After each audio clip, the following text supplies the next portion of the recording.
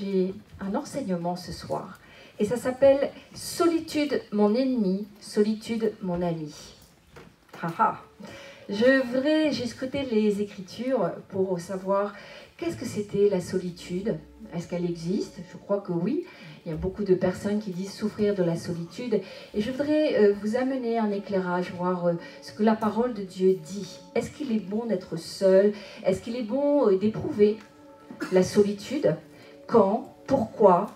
Et est-ce que je dois la rechercher ou la fuir? Est-elle mon ennemi ou est-elle mon ami? Voilà, c'est tout un programme. Je voudrais simplement, peut-être en introduction, vous dire qu'on estime à environ 5 millions de personnes. Les 5 millions de personnes qui disent qu'elles sont frappées de la solitude. Et c'est vraiment tous milieux sociaux confondus, tous âges, parce qu'on estime, d'après les chiffres, 700 000 jeunes de 15 à 30 ans qui disent souffrir de la solitude.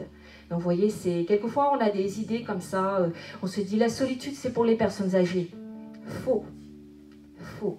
Oui, la solitude peut-être va frapper les personnes âgées, elles sont peut-être plus vulnérables, étant donné qu'effectivement, elles ont perdu peut-être leur conjoint, etc. Elles sont peut-être plus isolées, donc plus esselées.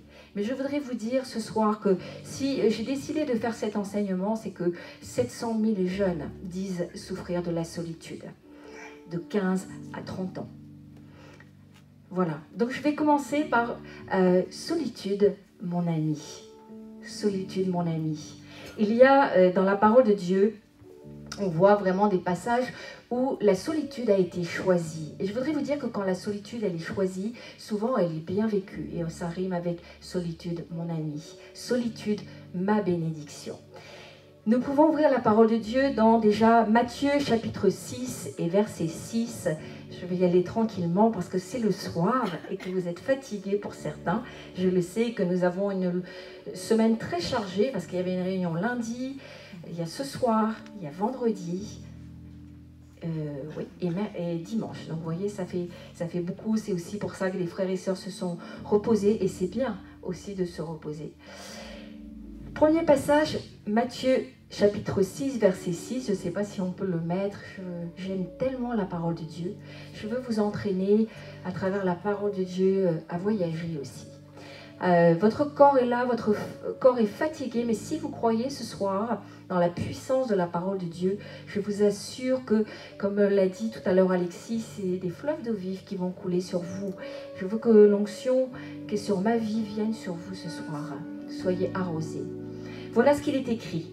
Mais toi, mon frère, toi là ce soir, moi, mais quand quand tu pries, je crois qu'il nous arrive de prier, j'espère qu'il nous arrive de prier, mais toi quand tu pries, entre dans ta chambre, ferme la porte et prie ton Père qui est là dans le lieu secret. Et ton Père qui voit dans le secret, là où tu es seul, isolé, où tu t'es mis à l'écart, ton Père qui voit cela, te le rendra. Et il est écrit, le mot te le rendre, c'est te le rendra ouvertement. Ce ne sera pas une bénédiction que nous aurons dans le ciel, frères et sœurs. Il est question d'une bénédiction que tu vas expérimenter sur la terre. Et je me réjouis de cela. Pourquoi? Parce qu'il est question de rentrer dans une chambre, un lieu secret, un lieu de solitude. Ah. Et Dieu sait que nous n'aimons pas forcément la solitude. Alors il y a des prières qui se font de façon corporative, des prières collectives. Et alléluia pour ce genre de réunion que nous avons le lundi, que nous aurons vendredi. C'est des prières où il y a les frères et sœurs qui sont là. Et nous nous encourageons les uns les autres. Et quand une sœur commence à prier, le frère prie et c'est bouillant, c'est une chaudière. Mais je crois que ces prières-là, elles sont nécessaires. Mais ce que Dieu attend de nous, c'est un endroit qui est quand même douloureux pour nous, pour la chair. Un endroit qui est difficile, c'est dans la solitude de notre chambre ou dans la solitude d'un lieu où nous allons sciemment, où nous avons décidé de façon délibérée de nous isoler, de nous mettre à part. Ça, ce genre de choses, je peux vous dire, frères et sœurs, que Dieu va nous récompenser de cela. il y aura une grâce et une bénédiction particulière. Parce que nous décidons, Père, tu comptes tellement pour moi que je vais vraiment prendre ce temps à part et je veux être seule avec toi et te rencontrer. Et même si c'est difficile, parce que c'est difficile, des fois on rame dans nos prières seules, c'est compliqué. On a l'impression qu'on démarre une prière et pouf, elle va s'arrêter. On a l'impression qu'on se heurte à des murs, que notre prière, elle ne dépasse pas le plafond. Vous avez déjà vécu ce genre de choses. Mais Dieu, il ne dit pas, il faut que ta prière s'élève, il faut que ta prière soit comme un fleuve. Non! Dieu dit, à chaque fois que tu vas rentrer dans ton lieu secret, à chaque fois que tu vas te mettre à part, et que même si ça te coûte, mais tu te mets seul, parce que tu me recherches, sache qu'il y a une bénédiction à la clé.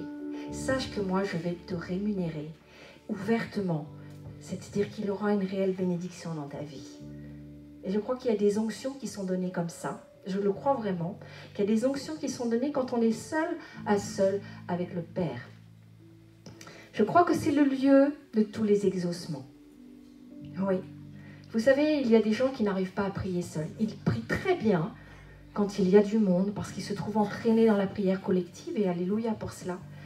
Mais difficile de prier seul. Vraiment difficile. Et c'est pour ça aussi que c'est un lieu réel d'exaucement.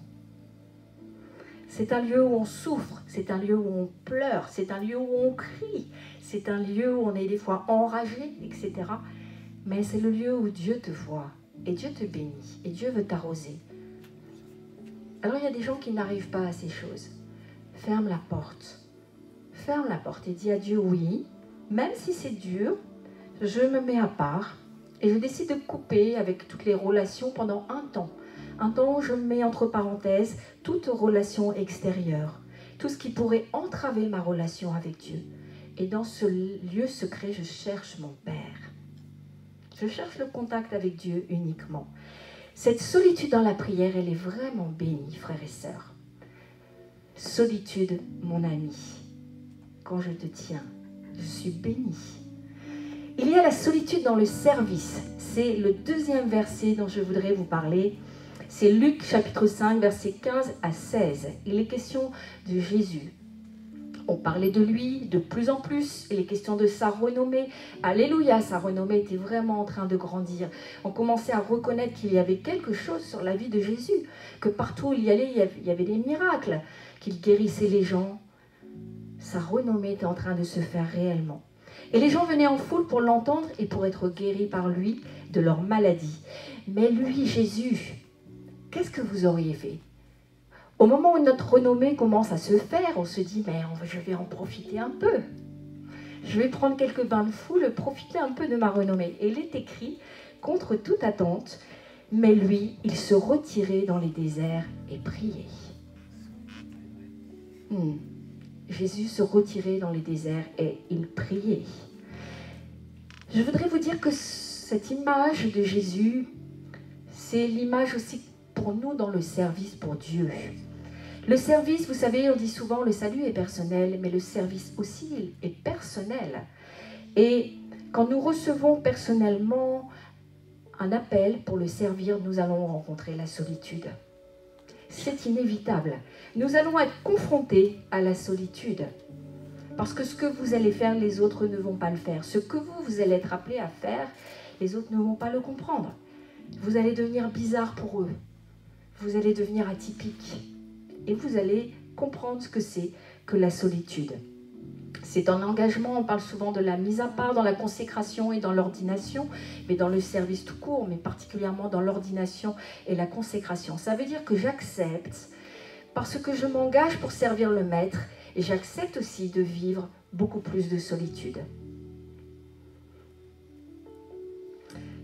J'accepte une certaine forme de mise à part qui peut-être va même me faire souffrir, mais qui est vraiment nécessaire dans le service, et il n'y aura pas d'autre chemin possible. J'accepte de ne pas faire les choses que je faisais forcément avant. J'accepte de rompre avec certaines fréquentations que j'avais avant. Parce que je suis dans le service du Maître, j'accepte de ne plus aller dans certains lieux où j'allais avant. C'est une forme de solitude, mais c'est solitude, mon ami, parce que vous allez être bénis. Et parce qu'il n'y a pas d'autre possibilité quand nous sommes dans le service pour Dieu, mis à part consécration, ordination. La solitude dans le ministère, on n'en parle pas trop, mais il y a une réelle solitude dans le ministère.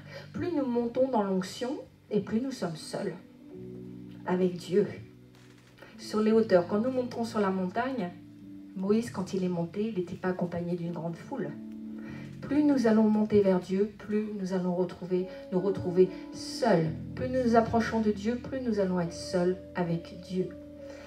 Il y a une autre forme de solitude, c'est la solitude pour éviter les pièges. Et nous trouvons ça dans Jean, chapitre 6 et au verset 15. Je vous lis les questions toujours de Jésus. Cependant, Jésus, sachant qu'ils allaient venir l'enlever pour le faire roi, se retira de nouveau sur la montagne tout seul. Il y a tant de passages où il est question que Jésus se retirait seul et pour se retrouver avec le Père. Et là encore, il se retire et à un moment où on allait choisir et lui imposer une destinée qui n'était pas conforme à la volonté du Père pour le faire roi.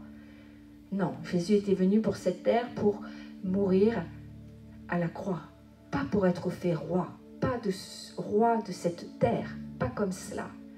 Et je crois que nous, la solitude, quand il est question d'éviter les pièges, en tous les cas, le fait de se retirer, nous devrons le vivre. Parfois, nous devons rompre avec certaines fréquentations si les gens cherchent à nous contrôler ou à nous manipuler, frères et sœurs. Nous devons vraiment essayer de ne pas laisser contrôler notre destinée. Ce n'est pas les autres qui doivent décider ce que je dois devenir. Donc ça veut dire quelquefois je vais devoir me mettre à l'écart aussi. Une certaine mise à part aussi. Parce qu'il y a des pièges et parce qu'il y a des tentations dans lesquelles Dieu ne veut pas que vous tombiez. Il y a la solitude parce que Dieu veut vous parler. Nous trouvons ça dans Lamentation chapitre 3 au verset 26-28. Il est écrit, il est bon, je vais vous le redire, il est bon d'attendre en silence le secours de l'Éternel. Oh, c'est quelque chose qui est douloureux pour la chair. Il est bon d'attendre en silence le secours de l'Éternel. Quand nous avons besoin de secours, je ne crois pas que nous sommes silencieux. Nous allons chouiner, nous allons nous lamenter, nous allons nous plaindre. Mais je ne crois pas que naturellement nous puissions vraiment rester en silence. Il est bon d'attendre en silence le secours de l'Éternel. Il est bon pour l'homme de devoir se plier à des contraintes dans sa jeunesse. Qu'il se tienne solitaire et silencieux lorsque l'Éternel le lui impose. C'est pas facile. C'est pas facile d'être silencieux comme ça devant Dieu. Alors il y a deux aspects. Moi je vois deux aspects. Il y a l'aspect quand je suis en prière. Et justement, je ne dois pas toujours être en prière. Est-ce que nous demandons sans arrêt, Seigneur, Seigneur, comme je le dis souvent, est-ce qu'on est toujours en train d'amener, de quémander auprès de Dieu comme si nous n'étions pas ses enfants en fait? Dieu le sait. Un soupir, il sait ce que tu as besoin. Est-ce que nous sommes tout le temps en train de demander, ou est-ce que nous arrivons à attendre auprès de Dieu et nous taire? Et dire, Père, juste être auprès de toi et sentir ta présence et méditer sur les choses de Dieu, nous taire. Et il y a des saisons où on est dans des épreuves et Dieu nous fera taire. Dire, arrête, je ne veux plus entendre tes lamentations. Je ne veux plus t'entendre te victimiser. Stop, tais-toi. Et ça, ce sont des temps difficiles parce que ce n'est pas dans la nature humaine de se taire, surtout quand ça ne va pas très bien. Nous, on est encore plus loquaces. Les hommes, peut-être moins bavards. Nous, les femmes, on veut se répandre et se répandre encore. Et des fois, Dieu va nous imposer le silence. Il dit, je travaille dans cette saison dans ta vie. Chut, tais-toi, ne pêche pas. Attends, laisse-moi faire. C'est moi qui contrôle. C'est des choses qu'on peut entendre. Et tout simplement, des fois, est-ce que ça t'est déjà arrivé que tu viennes auprès de Dieu sans rien dire? Juste attendre. Juste se dire qu'on est auprès de Dieu. Je suis rentrée dans ce lieu secret de ma chambre et je n'ai pas forcément des tas de choses à demander. Mais je sais que Dieu est là. Je sais que c'est un parfum de bonne odeur pour lui. Parce que j'ai pris ce temps à part, je me suis isolée, je suis seule face à mon Père. Et Dieu aime. Et Dieu aime ça. Imaginez quand c'est vos enfants qui le font. Nous aimons cela. Nous aimons qu'ils aiment simplement être dans notre présence. La petite fille qui suit son père, sa mère, juste pour être avec papa et maman. Juste pour ça. Je n'ai rien à demander. Tu as quelque chose? Tu veux quelque chose? Non, je veux juste être avec toi. Waouh, c'est beau ça. Mais Dieu est pareil. Et s'il nous a fait être parents, c'est pour que nous puissions aussi réaliser un peu ce qu'il y a dans le cœur de Dieu, le Père Céleste. Juste être avec toi, papa. Et ces temps de silence, c'est des temps où même le bruit de tes paroles pourrait empêcher Dieu de te parler. Alors Dieu te fait taire. Dieu te fait taire parce que tu pourrais pécher dans ces temps. Peut-être c'est des temps difficiles. Et c'est des temps où Dieu va te parler. Alors écoute. Écoute Dieu te parler. Solitude, mon ami, la solitude, elle est bonne pour gérer la souffrance. Et c'est la parole de Dieu qui nous le dit. Pour gérer la souffrance et le deuil, la solitude, elle est juste et elle est bonne à ce moment-là. Nous trouvons ça dans Matthieu chapitre 14, au verset 12 à 13. Les disciples de Jean le Baptiste vinrent prendre son corps et l'ensevelir. Puis ils allèrent l'annoncer à Jésus. À cette nouvelle, Jésus partit de là dans une barque pour se retirer à l'écart dans un endroit désert. Qu'est-ce qui s'est passé? Après l'annonce de l'exécution de Jean, Jésus, il se mit à l'écart. Quand on est dans la souffrance, on a besoin de se retrouver. Ça, c'est très bon. La solitude, elle est très bonne pour gérer la souffrance et le deuil. C'est très, très bon. Et nous savons aussi qu'il y a des temps, des fois pour jeûner même. Il y a le jeûne de 21 jours qui est un jeûne vraiment spécifique pour les temps de souffrance. C'est des temps où Dieu va nous réparer, Dieu va nous consoler. Vous voyez, ça, c'est quand la solitude, elle est bonne. La solitude, cette forme de solitude-là, tout ce que je vous ai dit, va générer réellement des bénédictions dans nos vies et va nous faire grandir. Cette solitude-là, au départ, nous nous l'imposons. Au départ, elle n'est pas forcément facile, parce que comme je vous l'ai dit, la chair n'aime pas se retrouver seule. La chair n'aime pas, nous sommes seuls face à nous-mêmes. Quelquefois, nous nous ennuyons avec nous-mêmes. Mais Dieu veut qu'on se retrouve. Parce que dans ces temps de solitude, je vais voir aussi qui je suis derrière. Je vais voir si j'ai un masque. Et Dieu aime ça aussi. Dans ces temps de solitude, je vais peut-être faire aussi des bilans par rapport à moi. Voir où j'en suis. Est-ce que je me sens vraiment seule? Auquel cas, il n'y a que Dieu qui puisse me remplir s'il y a un vide en moi. Et il y a solitude subie. Ou peut-être j'aurais envie de dire solitude mon ennemi. Et cette solitude-là, c'est vraiment une solitude qui nous fait souffrir. Parce que Dieu nous a créés, je le dis souvent et j'aime le redire, que Dieu nous a créés être de relation. Et ça va vraiment impliquer beaucoup de choses dans notre vie. Parce que ça veut dire que si je suis seule, peut-être ça va me faire souffrir vraiment. Mais vous savez, dans Genèse chapitre 2, verset 18, quand Dieu dit « Il n'est pas bon que l'homme soit seul », c'était avant la chute. Dieu avait créé Adam. C'était avant la chute, c'était au temps où tout était merveilleux dans le jardin d'Éden. C'était le temps où il y avait une communion parfaite entre Dieu et l'homme. Et pourtant, Dieu a dit « Il n'est pas bon que l'homme soit seul ». Tout est extraordinairement beau, extraordinairement pur, mais il n'est pas bon que l'homme soit seul. Parce que Dieu nous a créés pour être relationnels, des êtres de relation. Nous avons besoin d'être connectés les uns aux autres. Nous avons besoin d'avoir vraiment une relation de cœur à cœur, parce que notre société aujourd'hui, qui est une société où nous pouvons communiquer avec tout le monde à l'autre bout de la planète, nous sommes hyper connectés d'ailleurs, mais nous sommes hyper seuls, parce que ce sont des relations virtuelles et non des relations de cœur à cœur. Mais Dieu nous a créé avec des relations de cœur à cœur, pas des relations virtuelles. C'est pour ça que plus nous allons dans ces relations virtuelles, plus nous ressentons une forme de solitude qui nous écrase et qui nous fait vraiment souffrir. Nous avons besoin de ne pas être négligés. Nous avons besoin de sentir que nous avons de l'importance, que nous sommes des gens de valeur. Nous avons besoin d'être aimés et nous avons aussi besoin d'aimer les autres. Nous avons besoin d'être respectés. Nous avons besoin de tout cela pour nous épanouir. Et ce qui va vraiment nous faire souffrir, c'est cette société d'indifférence, cette société où on va vous ignorer. Je crois que le plus violent de tout, c'est l'indifférence. Et il vaut mieux des fois être haï plutôt que quelqu'un vous jette en plein visage son indifférence. C'est extrêmement douloureux.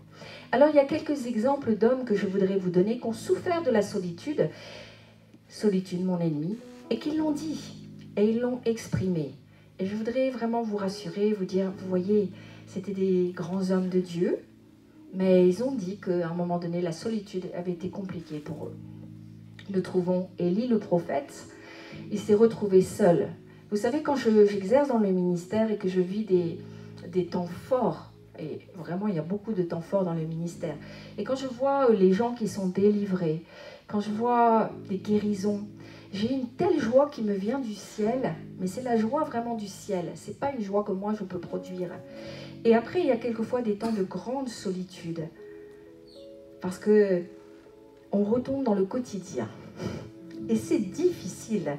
Et je sais que les gens qui viennent comme ça dans les séminaires le disent aussi, on revient au quotidien. C'est comme si on est entre la terre et le ciel et on voudrait que ça s'arrête jamais en fait. Et le fait de revenir dans notre quotidien, on se repose, on est posé, hein, pas se reposer, on se pose dans le quotidien, c'est dur et des fois vraiment, autant on a éprouvé la joie du ciel, autant on va éprouver fortement une espèce de solitude. Se dire, j'avais tellement l'impression d'être près de Dieu et maintenant c'est difficile. J'avais la tête dans le ciel et maintenant je reviens vraiment la tête sur terre et c'est compliqué. Et Élie, lui, il a, je crois, vu vraiment quelque chose de très puissant. Il a vu le feu du ciel qui est descendu et il y a eu une victoire extraordinaire contre les 450 prophètes de Baal. Et ensuite, il s'est senti complètement abandonné. Il dira, j'ai déployé dans 1 Roi, chapitre 19, verset 10, j'ai déployé tout mon zèle pour l'Éternel, le Dieu de l'univers. Et c'est des choses qu'on peut dire, nous, dans le ministère.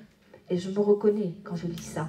En effet, les Israélites ont abandonné ton alliance. Ils ont démoli tes autels et ont tué tes prophètes par l'épée. Et Élie dira, je suis resté, moi, seul, et ils cherchent à m'enlever la vie. Et je crois que, et je veux m'adresser aussi aux personnes qui peut-être ont travaillé dur pour le Seigneur. Ils ont fait vraiment des choses, des belles choses pour le Seigneur. Pendant des années, ils ont trimé vraiment dans le service pour Dieu. Et ils se sont sentis abandonnés, avec le sentiment que ce qu'ils ont fait peut-être pour une église n'a pas été récompensé. Et je crois que ça, c'est un sentiment difficile. On se sent vraiment abandonné.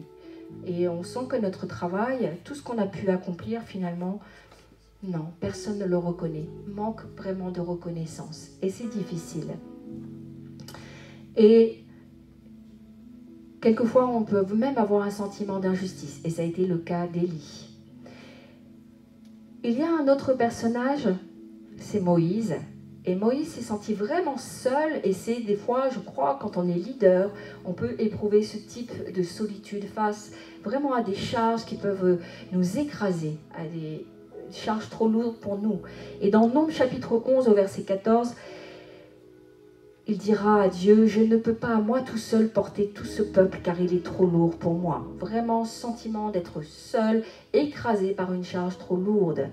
Et Moïse, il a su vraiment ce que c'était, quand on lit vraiment ce qu'a fait Moïse et comment il s'est occupé de ce peuple qui était si difficile quand même. Et on voit que ça a été un leader vraiment dans la solitude. Il a été réellement éprouvé dans la solitude. Et c'est quelque chose qui peut nous arriver. Si nous avons une charge trop lourde, il faut vraiment le faire savoir, avoir l'humilité. Et Moïse, c'est ce qu'il a fait. Et il a eu un cours de leadership. Son beau-père Jéthro est venu et lui a dit, attends Moïse, je vais t'expliquer. Ta charge, elle est trop lourde. Donc je vais te montrer comment faire. Et il lui a expliqué comment gérer les personnes, tout le peuple qu'il avait. Il a dit, voilà, tu vas conduire ces leaders, tu vas les booster, tu vas les encourager, mais toi, ce que tu vas faire, c'est que tu vas faire des responsables de 1000, des responsables de 100, de 50, de 10. Il a montré à Moïse comment alléger sa tâche.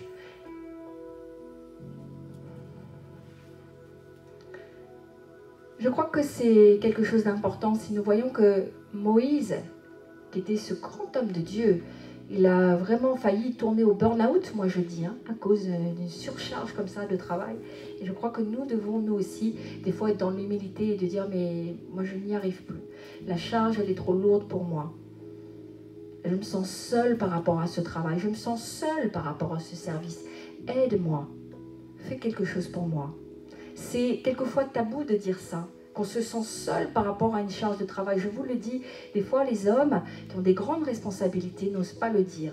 C'est réellement tabou. Et c'est comme ça qu'on voit qu'il y a le burn-out, la dépression et des fois des suicides même au travail. Mais comme Moïse a fait, je crois que c'est vraiment un modèle d'humilité. Et que nous, chrétiens aussi, ceux qui ont des affaires, des entreprises et beaucoup de charges sur les épaules, nous devons des fois aussi le dire je me sens seul, il y a une solitude dans ma charge de travail, c'est trop lourd pour moi. Et il faut savoir le dire aussi à des frères et sœurs. C'est pas, bien sûr, nous pouvons prier pour eux, mais des fois, on ne connaît pas la solitude des gens. Face à une charge de travail, c'est très difficile, vraiment. David s'est souvent trouvé dans des situations de désespoir face à sa solitude. C'est parce qu'il était seul, David, qu'il était désespéré. Il a dit que vraiment, la solitude, lui, David, ça le faisait souffrir. Et pourtant, David était tout sauf seul. David était très entouré. Mais il était seul aussi, pour peut-être discuter des affaires qui le concernaient. Et au niveau où il était, il a dit qu'il était seul. Très entouré, quoique seul. Et nous pouvons aussi souffrir parce que nous pouvons connaître beaucoup de gens, mais avoir très peu d'amis. Nous pouvons être entourés de gens, mais ne pas avoir d'amis. Et ça, Dieu veut que nous ayons des amitiés spirituelles. Il faut prier pour cela. Ne vous connectez pas comme ça. Demandez à Dieu de vous donner des amitiés spirituelles. Parce que vous savez que c'est profond. Vous savez que ce sont des amitiés qui vont toujours vous tirer vers le haut. Paul, l'apôtre Paul, étonnant. Quand j'ai lu ça, j'ai dit même l'apôtre Paul, il s'est senti seul. Même l'apôtre Paul, il a souffert de solitude. Il était très entouré, Paul. Et encore que, à la fin de sa vie, plus du tout. Dans 2 Timothée chapitre 4 verset 16, Paul dira « La première fois que j'ai présenté ma défense, personne ne m'a soutenu. Tous m'ont au contraire abandonné. » Solitude du ministère. Il va parler de ses souffrances. Il ne va pas se lamenter, Paul. Il ne va pas dire « Oh, pauvre de moi !» Non. Mais il va dire « Voilà, j'ai pas d'amertume, j'ai pas d'animosité, je n'ai aucune haine. Mais je veux qu'on sache. Je veux qu'on sache qu'à un moment donné, mes frères et sœurs n'ont pas été attentifs à ma solitude. Je veux que ça se sache. » Et ça, c'est important. Est-ce que vous êtes sensible à la solitude des autres? Est-ce que c'est des choses que nous arrivons à déceler? Est-ce qu'au milieu d'une grande foule, est-ce qu'au milieu de l'église où il y a du monde, est-ce que nous arrivons à voir que tel frère, telle sœur souffre beaucoup de la solitude, du manque d'acceptation, du rejet, etc. Pas toujours. Alors je voudrais vous dire, la solitude, c'est aussi dans le couple. Il ne faut pas croire. Nous pouvons être seuls, quoique en couple. J'ai pu parler avec des couples qui m'ont dit, mon mari, ma femme ne me comprend pas, j'ai le sentiment vraiment qu'on n'avance pas dans le même sens, j'ai le sentiment qu'on ne parle pas le même langage, qu'on n'arrive même plus à briser la solitude dans notre couple. J'ai vraiment ce sentiment de ne pas être compris par mon conjoint. Et il vous l'exprime. Et il n'y a pas plus fort que la solitude dans un couple. Et alors nous allons unir 2 solitudes. C'est vraiment difficile. Et je voudrais vous dire aussi à ceux qui peut-être sont seuls et qui ne sont pas mariés, on ne se marie jamais pour rompre une solitude. C'est vraiment ça n'est pas à faire. C'est vraiment une grave erreur. Nous nous marions parce que nous aimons quelqu'un, mais jamais pour rompre la solitude. On ne se marie jamais pour combler un vide, parce que Dieu dit que chaque vide, tout ce qu'il y a en moi de vide, tout ce qui en moi vraiment appelle une forme de solitude, un vide dont Pascal parlait, un vide qui a la forme de Dieu, un vide qui a la forme de Dieu. Le vide en moi, il n'y a que Dieu qui puisse le combler. Le conjoint ne pourra pas combler ton vide. Le conjoint n'est pas là pour te rendre heureux. Non. Le conjoint, c'est une aide. Le conjoint, c'est un soutien.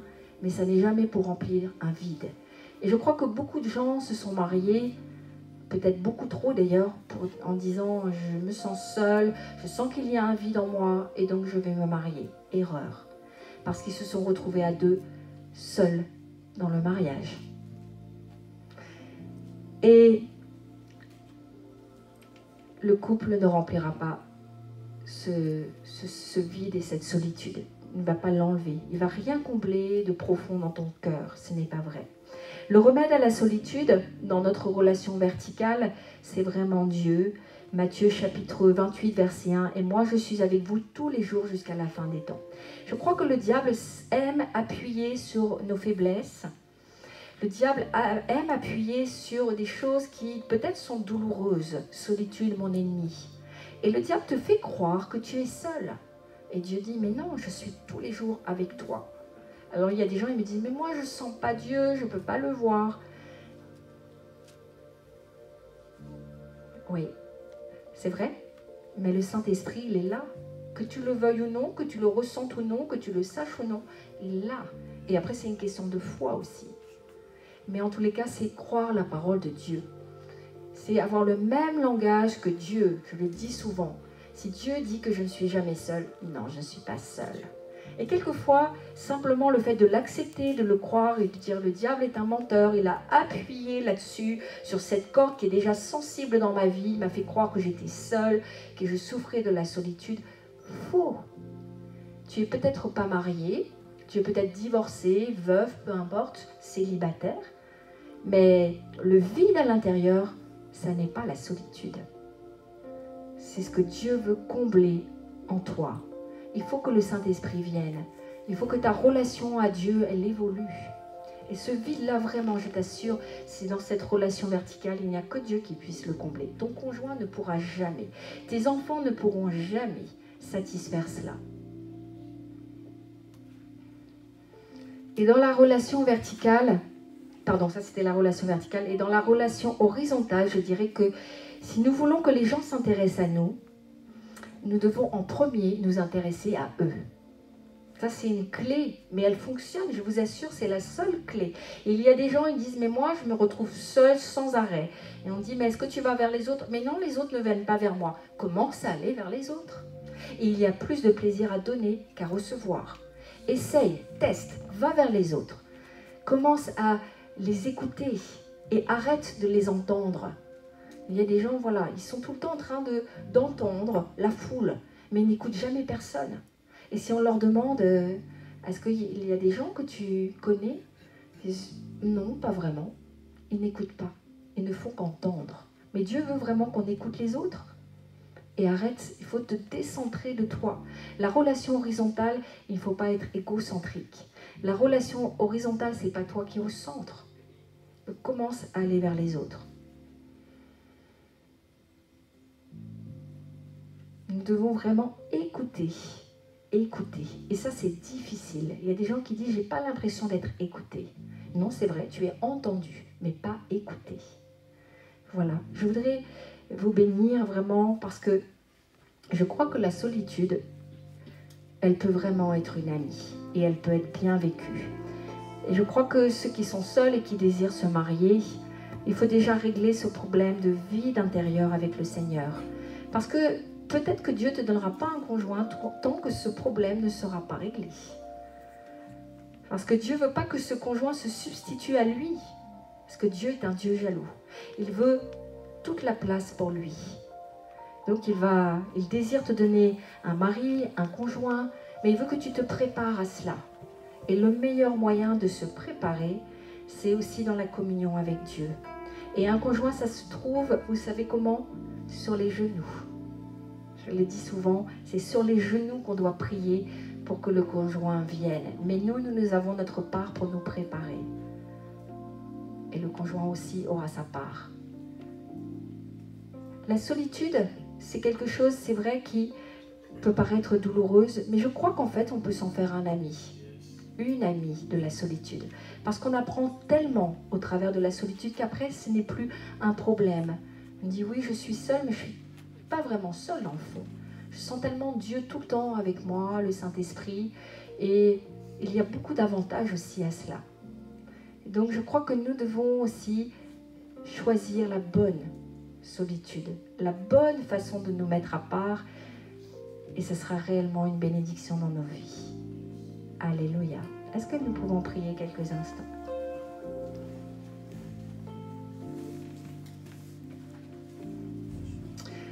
Père, je te loue et je te rends gloire. Et je crois vraiment que tu as parlé au cœur ce soir. Et si j'ai fait cet enseignement, c'est pour que ce soit un baume sur les cœurs. Parce que tu dis que nous ne sommes jamais seuls. Tu es toujours avec nous. Et jusqu'à la fin des temps, tu seras avec nous. Et je prie vraiment pour que ceux qui peut-être sont venus et se disent « Mais moi, je souffre de la solitude ». Je prie vraiment pour que ce soit un réma dans leur cœur. Qu'ils puissent vraiment remplir avec toi ce vide qui est en eux. Et ne pas toujours chercher à ce que les autres remplissent ce vide. Parce que ce ne sera jamais le cas. Parce que chacun en nous, nous nous suffisons à nous-mêmes. Nous devons nous suffire à nous-mêmes. Tu as créé Adam et tu as dit, il n'est pas bon que l'homme soit seul. Tu lui as donné une aide, un semblable. Mais je sais que l'un et l'autre étaient uniques. L'un et l'autre se suffisaient, même s'ils étaient ensemble. Parce qu'il n'y avait aucun vide dans leur cœur quand tu les as créés. Mais une communion parfaite avec le Père. Je prie que en cet instant, tu puisses vraiment, Seigneur, remplir les vides dans les cœurs. Tous ceux qui ont été blessés, ceux qui ont été rejetés, ceux qui ont été abandonnés et qui continuent de fonctionner avec leurs blessures. Je prie qu'au nom de Jésus-Christ, ils reçoivent la consolation ce soir. Ils reçoivent la guérison et qu'ils ne ressentent plus ce vide. Père de gloire, je prie que tu nous connectes encore plus avec le Saint-Esprit, que nous puissions encore faire des expériences plus fortes avec le Père. Et je prie pour ceux qui sont seuls, les célibataires, et je prie, Père, pour que tu les prépares, qu'ils se préparent pour rencontrer l'âme sœur, mais qu'ils se sentent vraiment déjà épanouis seuls, parce que je sais qu'alors ils seront prêts pour leur âme sœur. Bénis tous ceux qui ce soir souffrent de la solitude. Et je te prie qu'ils en fassent une amie et non une ennemie, et qu'ils voient vraiment les avantages aussi, Seigneur, à cette mise à part pour un temps, parce que je sais que tu travailles dans les saisons et que ce n'est pas pour toujours. Bénis mes frères et sœurs ce soir, que la paix soit sur eux, au nom de Jésus-Christ. Amen.